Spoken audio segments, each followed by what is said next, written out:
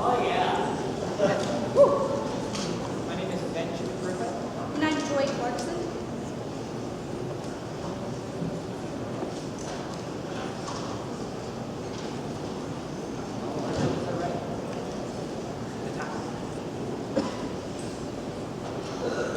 It was the best of times. It was the worst of times. It was the age of wisdom. Wait a minute. I don't think this is a very good beginning. Do you think anyone will remember that in 200 years, yeah? Yeah. Yeah. Well, Wilhelm, if you're going to write about love and marriage, how about one ring to rule them all, one ring to bind them? That hardly sounds like a very healthy marriage relationship, yeah? Yeah. Well, how about in the beginning, God created the heavens and the earth. Tweet. No, that would take at least 6,000 years to explain, yeah? Yeah. Jakob, what is wrong with us? The other brothers Grimm. This shouldn't be so hard. Wait a minute, Wilhelm. I think I have it. Yeah? Once upon a time. Jacob and Wilhelm Grimm are the famous brothers responsible for inspiring the heartwarming fairy tales we're so familiar with today. However, it has come to our attention that the brothers Grimm have made a rather serious mistake. Don't you find it peculiar that in every fairy tale the princess falls in love with Prince Charming? We have a problem, for each one of these lovely young ladies has fallen in love with the same strapping young man. So, without further ado, We present to you a story for two. The Brothers Grimm Mistake. By yours truly. Yours truly, Right. By Benjamin Griffith. and Joy Clarkson. Once upon a time, there was a royal prince. Hello, ladies. Look at your man. Now back to me. Now back at your man. Now back. Sadly, he is. I'm Charming, Prince Charming. I'm on a horse. Prince Charming was charming. He had the hair. He had the eyes. He smelled like truth, freedom, justice, and fidelity. And let's be real here, folks. He also had a very beautiful palace, which made him all the more attractive. One more night, the prince decided to have some fun. Father, Yes, my son. I want a ball. A bowl, a crystal bowl, a basketball. Now, Father, a royal ball with all of the ladies in the land.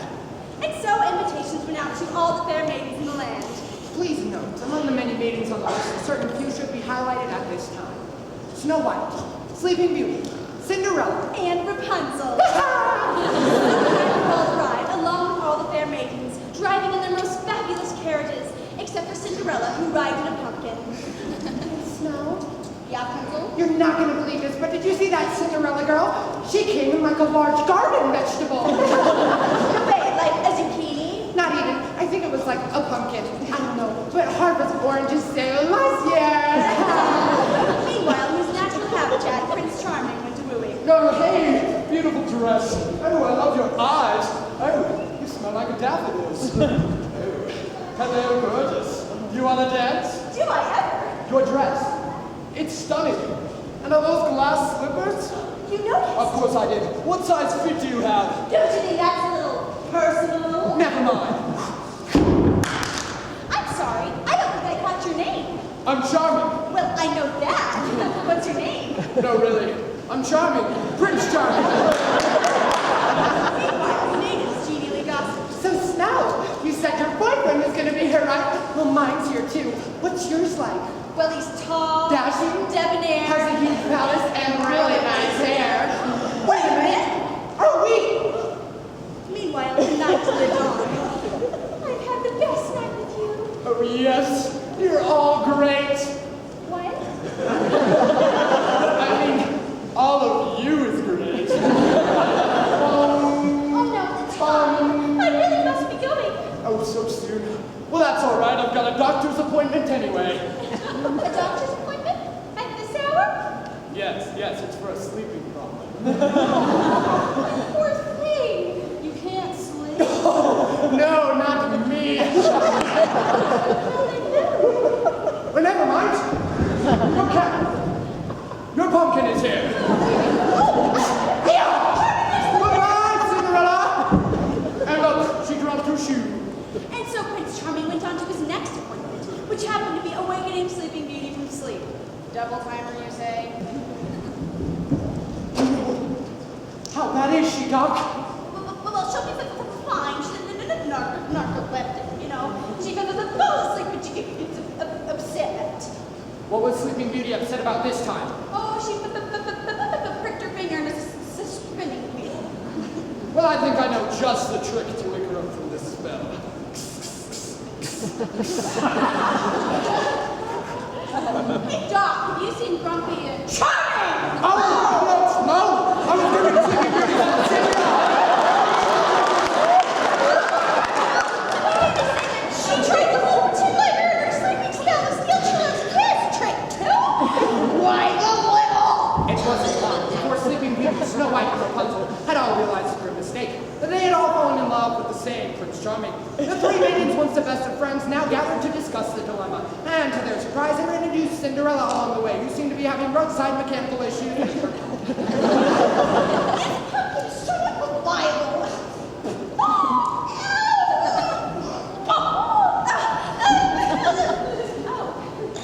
Fancy seeing you all out today. Wasn't the royal ball just splendid? Yeah, maybe for you, Cinderella. How was Charming? He was tall, dashing, debonair. Yeah, we know. He has a huge palace and really nice hair. Yes! But how did you know that? Wait, you mean to say that he has... Yes, Cindy, I'm afraid so. Prince Charming has been stealing all of our hearts for who knows how long. Rapunzel, let down your hair. How pretty. Rude. All four maidens had now realized their mistake. But who did their man truly belong to? Who did Prince Charming truly love? Clearly, something had to be done. And so, the royal showdown began. Entering now is Cinderella, armed with the famous magic wand of her fairy godmother. On the right side, folks, we have Rapunzel with the long, flowing golden hair. You never know what she has in mind with all that. Oh, give me Charming or give me death! And now Snow White is entering the battlefield, followed by her army of 7 dwarves.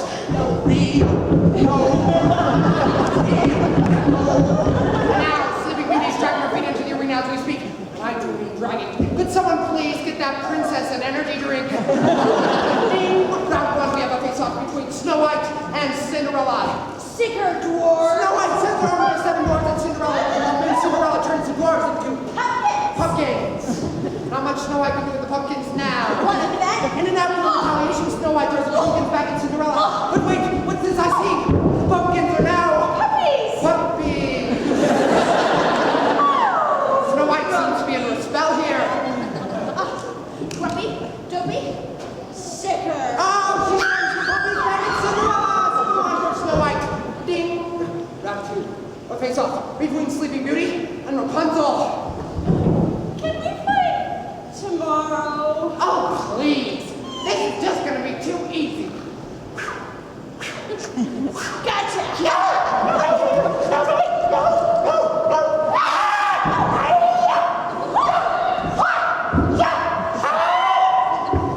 Beeline, Yeah. do you think we are making a mistake? A mistake. How so? Well, another story we have written. We have named the Prince Charming. Don't you think that would cause a little bit of confusion, yeah?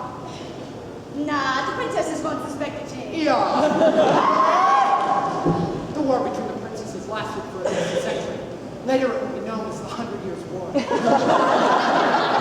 Somewhere in the midst of the battle, Cinderella by accident turned the charming prince into a hideous beast. In an effort to make up for the mistake, she dropped him a single act of the world. Unfortunately, the weight of the wand was so powerful that it rebounded off the beast and hit the dwarves hard, transforming them into common household items, such as a talking candlestick, a talking clock, a talking teapot, and a talking wooden boy.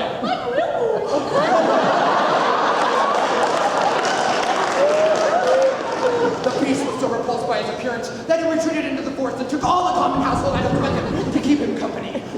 He stayed there, wallowing in his beastliness for years, until one day, a village maiden came along. Hello, Father? Is anyone there? Bonjour, mademoiselle! Talking candlesticks! I am happy to report, however, that the 4 princesses overcame their differences and decided to start a support group. They went on to live happy and successful lives. Snow White opened her own tanning salon, and now runs a very successful business. Rapunzel went on to start the now well-known organization, A Box of Love, providing 333 people with hair from her own head. Sleeping Beauty received her MD at the University of Neverland and now specializes in narcolepsy treatment. Cinderella lives happily on the countryside with her husband Gaston and their 6 or 7 strapping young boys. They even welcome many visitors into their countryside pumpkin patch. Now, you may be wondering, what is the moral of the story? Really, there are too many to count. Beauty lies within. Just because they call him charming doesn't mean he is. A person to person, no matter how small. Early to bed, early to rise, makes a man healthy, wealthy, and wise. Slow and steady wins the race. But most importantly, when writing a collection of fairy tales, never give the prince in every story the same name.